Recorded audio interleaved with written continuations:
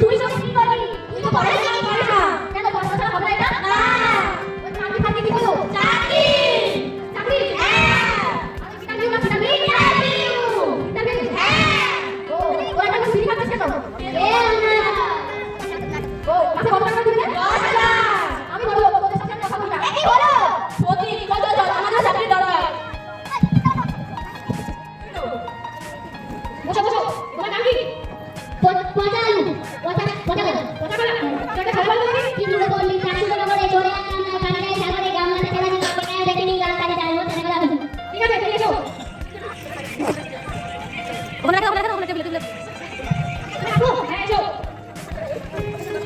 এসো।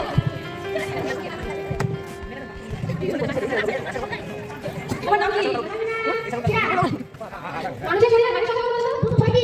আচ্ছা ঠিক আছে, তুমি এসো। পরে যাও। আপনাদের সাহায্য করলে ভালোই হয়, না হলে এই চাকরিটা না পেলে তো টাকা না পেলে এবার আমাদের কথাই জীবন কাটাতে হবে। বসো বসো। তোমার নাম কি বলে কি? তোমার নাম কি? আমার নাম কাটা। কাটা? হ্যাঁ কাটা। না না, আমি কাটা দেবলে জন্ম হয়েছি, তাই আমার বাবা মা আমার নাম কাটা রাখেছে। ও ঠিক আছে, তুমি আসো। বসো। আমাদের ভারতবর্ষ স্বাধীন হয়েছে বছরে 1900। মাথাটা শুধু বর্তমান ভারতবর্ষে নতুন লোকে ফেলেছে যে লোকটি মানে একাধিক সংখ্যা বলে এই লোককে বলা সম্ভাবনা থাকে। এই লোকটি ওষুধ কি দিয়েছে? না, এই লোকের ওষুধ দেওয়া নেই। কিন্তু ব্যবসা চলছে। ঠিক আছে, তুমি এসো।